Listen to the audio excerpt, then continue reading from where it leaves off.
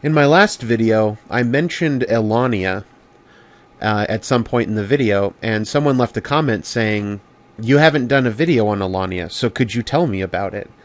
And in part because they are also creating a campaign setting, and they also have a country named Aelonia. If you do a Google search for Aelonia, which is commonly spelled Aelonia, but there's also variant spellings, it's a very popular name for fantasy worlds and continents and countries and kingdoms and what have you. A Google search returns just tons of links about Aelonia. Given that, I guess I'll start... there's a couple different ways I could start the story of Aelonia. First, though, I'll tell you where the name comes from, since it ties into the picture here. So back in high school, or possibly junior high school, somewhere in that age range, my brother laid down $100-some on the box set for Record of Lodoss War, which is an anime which is based on novels which were based on a guy playing D&D and another RPG called Sword World, I think is what it's called, or possibly just Sword RPG. In Japan. So there's a guy in Japan, he was playing Dungeons and Dragons with his group, and he wrote up stories that more or less followed along with what happened in the game that they were playing, and then those got turned into anime and further novels. There's a bunch of novels, and then there's the anime.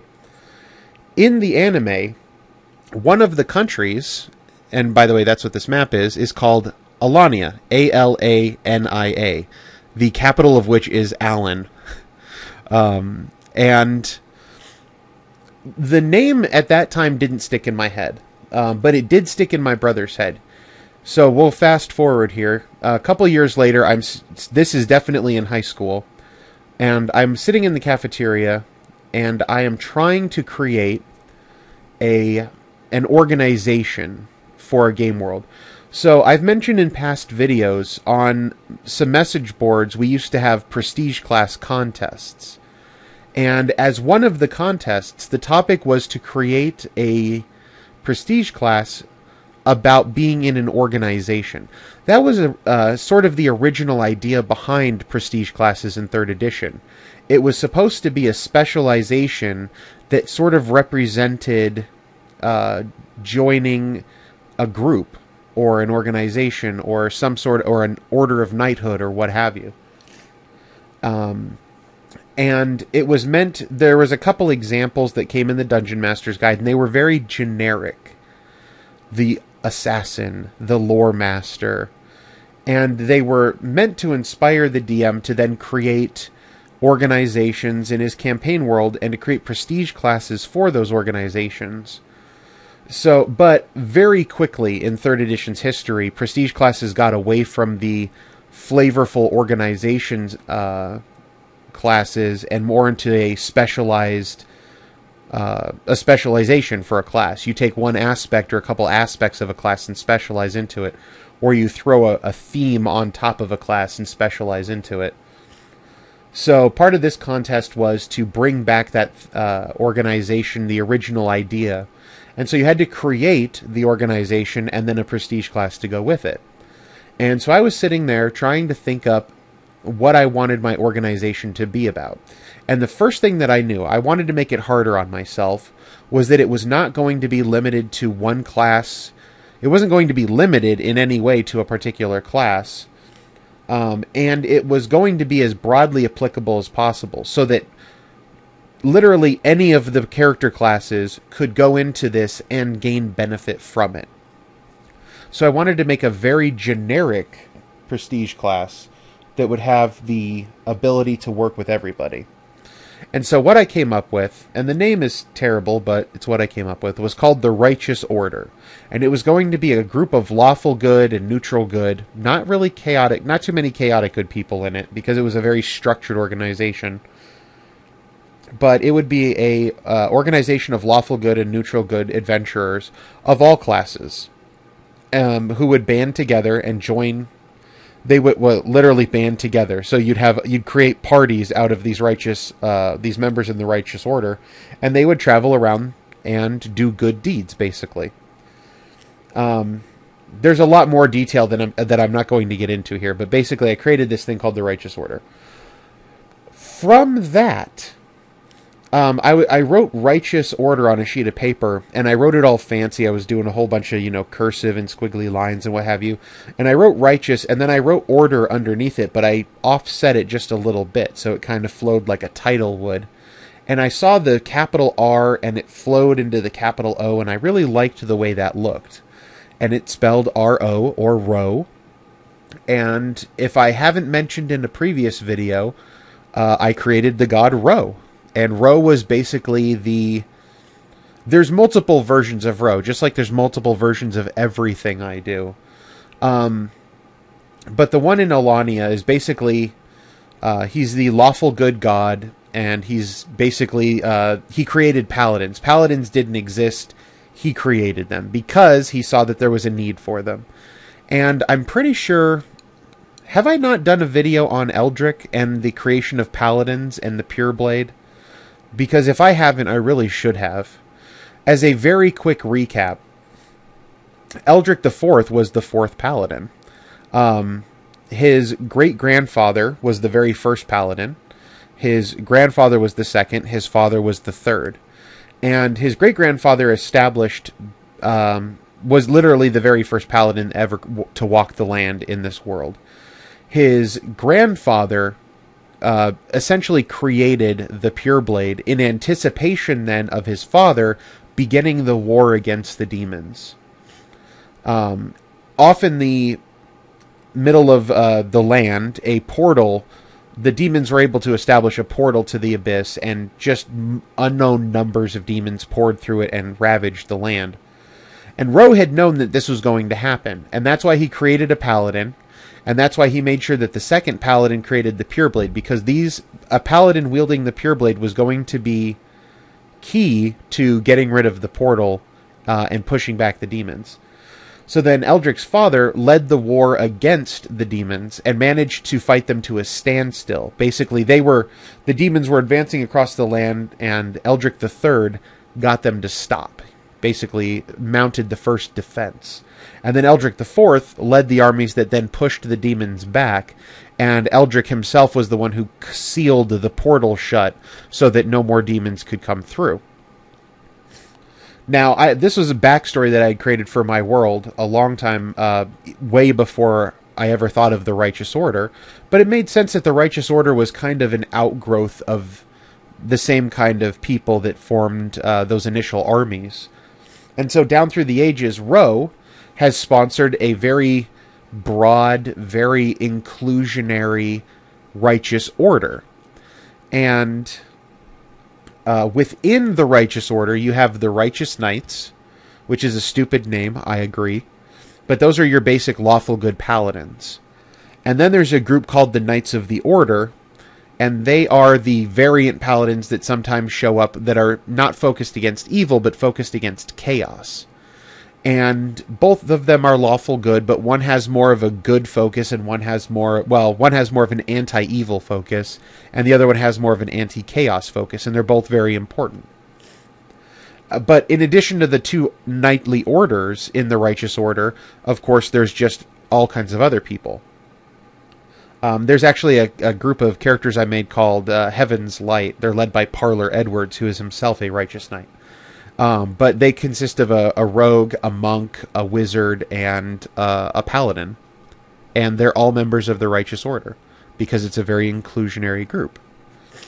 So I had this Righteous Order, I had Ro. Another outgrowth of Ro was a very monolithic, sort of medieval Catholic Church-style theocracy, almost. And I wanted there to be a country where basically Ro's church was established. One of the variants of Ro, there's a campaign idea that I had where there would be a whole bunch of gods, but really only one of them was actually a god, and all the rest of them were just very powerful beings who were able to grant spells to clerics as though they were a god, but weren't truly able to create a world out of nothing kind of godly power. And Ro was going to be the only one actual true god in the world, and his church was going to be very, I I don't know if I want to use the word bitter about it, but kind of bitter. Like, everybody knows, everybody in the entire world knows that there's all these different gods. I mean, their clerics go around casting spells all the time. And then you have these weirdos from the Church of Ro walking around telling everybody, no, they're all false gods. There's only one true god. That's Ro. So that kind of exists. And I wanted to kind of get a country where that was not quite to that extreme, but in that direction. And so I created Aelonia. Now, why was it called Aelonia? Well, at the time, my brother was creating his campaign world, and he stole the name Aelonia from Record of Lodoss War. He's a good DM. He sticks to the first rule of dungeon mastering, which is ruthlessly rip off good ideas. And so he ruthlessly ripped off the name Aelonia. I, on the other hand, have, if you've watched my naming video, I tell you how I get stuck on names. I'm bad at naming things, and usually what'll happen is some name will stick in my head and I can't remove it from the rest of the idea. And that's what happened with Aelonia. I didn't want to call the country Aelonia. I wanted a more Frenchish sounding name. Aelonia is not too far off of a French sounding name. But my brother had mentioned Aelonia with his campaign world, and it wouldn't get out of my mind, and it just stuck on. And so the name of the country became Aelonia. And very much like Lodoss, although this was not intentional, Aelonia is in the upper northeast area of the continent, and it is flanked by mountains in this exact kind of pattern. In fact, even just looking at this map, you have Aelonia here. This would be the Free City region. This would be the Duchy of the Black Hand, and this would be the Western Wastes. So, like, this upper right corner, this upper quarter of the Lodoss, the island of Lodoss, is a very good microcosm of my campaign, well, the detailed part of my campaign world. And then the city of Trocare, the ruins of Trocare, would be right here in these mountains. So, it works out pretty well. Anyway, as I've gone through 3rd edition books and read things, you incorporate different aspects of books. There's ideas that you like and you want to include them in your campaign world. I think it was in the Cleric and Paladin sourcebook, the name of which escapes me at the moment. It was after Sword and Fist. It was the Divine's book, but not the Complete Divine, well before that, where they introduced a prestige class called Knights of the Chalice.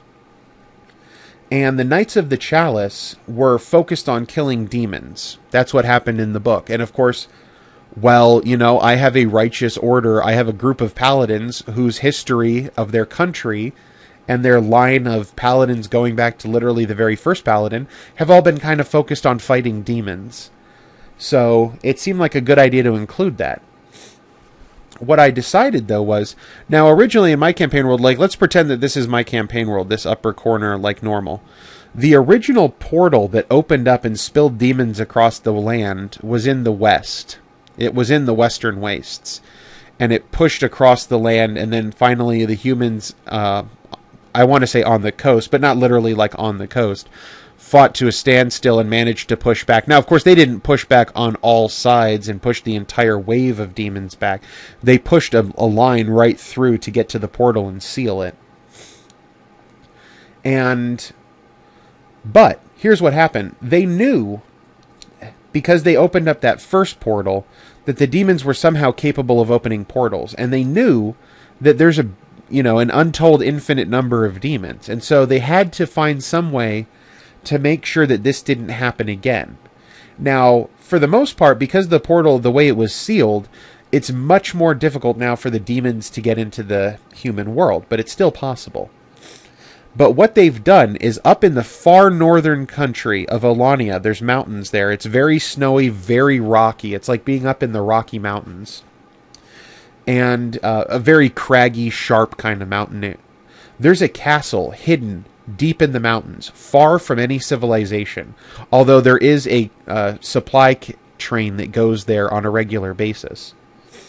And in that castle is the Knights of the Chalice. If you're chosen to be among the Knights of the Chalice, you are stationed there. And at the time, there's supposed to be 12 who are in charge. So there's the 12 main knights who are in charge of the order. And then, of course, there's the rest of the knights. They've never been a very big order. 50 knights would be a particularly good number at any given time. My nose is getting further and further clogged as I talk. It's not really... There's a little bit of allergies here, but it's because of the way I'm sitting. I'm kind of leaning to the side, and it's not helping. Anyway, at present in the game world, there's only 11 knights, so they don't even have a full 12. But they do their duty. They're up there, and what's special about the Castle of the Knights of the Chalice is that they have a portal to the abyss in the basement of the Castle of the Knights of the Chalice. Now, if you're going to have a portal to the abyss, the best place to have it is to be in the basement of the Castle of the Knights of the Chalice. And what they do, their daily job is to go into the abyss and kill demons to make sure that their numbers stay in check. And also, of course, to scour the abyss, which is infinite in size with its 666 layers, and make sure that there is no activity to reopen a portal to the mortal world. So they do that. That's their job, day in and day out. And, of course, their numbers have dwindled now to where they don't even have a full 12 seated at the table. So that's part of Aelonia. I believe I mentioned in the video on music and using music as an idea generator the song Black Parade by, I think it's My Chemical Romance who sings it. But it says, when I was a young boy, my father took me into the city to see a marching band. He said, son, when you grow up, will you be the savior of the broken, the beaten, and the damned? Wait. The savior of the broken, beaten, and the damned. And then it goes on to say something else, but my brain is not wanting to pull it up now. But, oh, he says, one day I'll leave you a phantom to lead you in the summer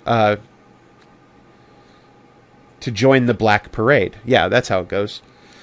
And the idea that I had at that time was, I like subverting things. I like taking things and twisting them in a weird way. And so my idea was, you would have these guys, like shadow dancers, prestige class from the DMG. One of their abilities is that they gain a shadow, an undead shadow, just like the monster shadow, as a companion. So why not take that shadow dancer prestige class that has a very, if not outright evil, certainly more kind of morally ambiguous stance to it, and turn it into good guys. So shadow dancers, in the far north of Aelonia as well, not quite as far north as the keep, but in the northern area, probably towards the foothills of the mountains, would be a couple towns where the people there are born with these shadowy companions. These shadow spirits kind of show up and start... there's only a limited number of them. And not everybody up there has one. But you could be chosen to join the Black Parade.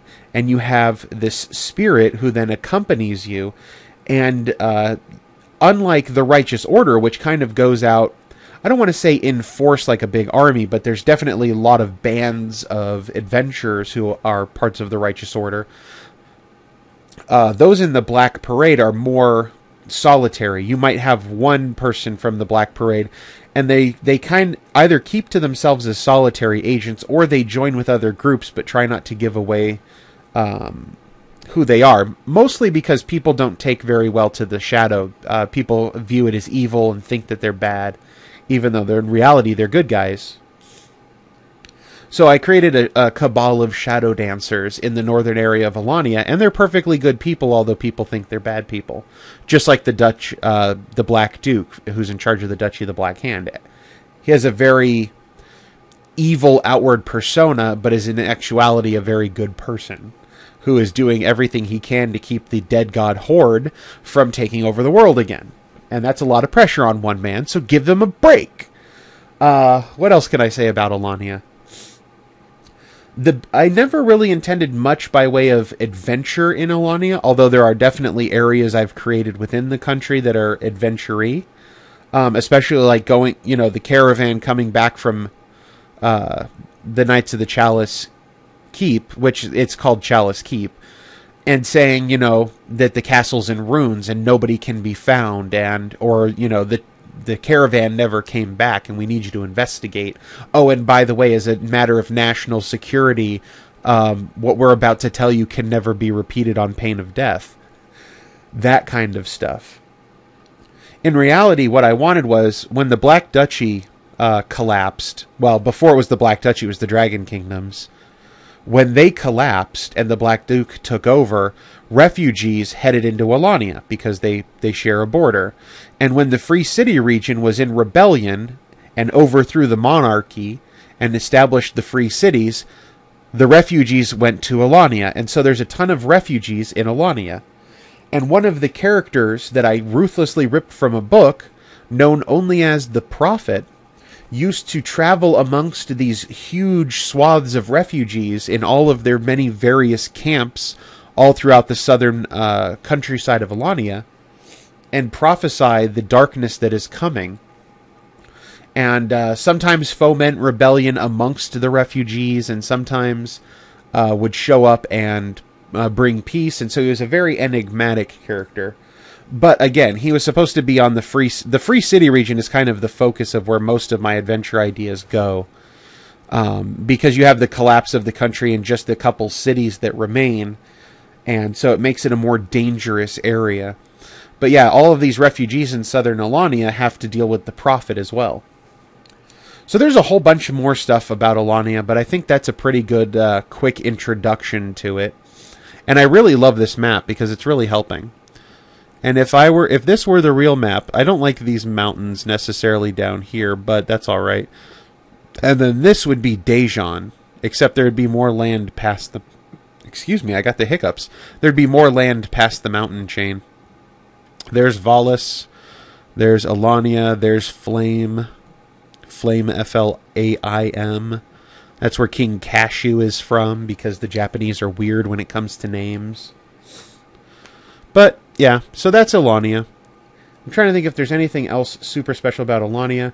I will say, tying into Eldric's mythos, there is the Grand Cathedral of Ro, which is in the capital city of Aelonia. And within the Grand Cathedral, there is a giant pillar right in the center of the church. And in the middle of that pillar, although nobody knows it, the Pure Blade is there. And it just sits in the middle of the marble column. And nobody knows that it's there. And in a free-form role-playing game that took place thousands of years in the future, thousands of years ago in the future, one of Eldric's descendants, thousands of generations down the line, was actually going to find the church in ruins, and it was going to stand for that long, by the way. And but the only thing standing would be the pillar, and then he would be able to reach... Well, actually, it was a girl. Spoiler alert. She was going to be able to reach into the pillar and grasp the Pure Blade, and it would be needed again. Every paladin who has access to the Pure Blade, which was another prestige class that I created, only is able to draw on sort of like a spirit form of the actual blade. It's like a reflection of, an echo of the true Pure Blade. Because, man, the power that thing wields is not meant for mortal hands. Except in the direst of circumstances. Ooh, there's Kanan. And there's Marm. My brother loves Marm. Or is that Marmo? I can't remember the name. Oh, well. So that's good enough for now. If I'm a good person, I should have another video out soon, just rambling about dwarves and elves. So until then, bye-bye.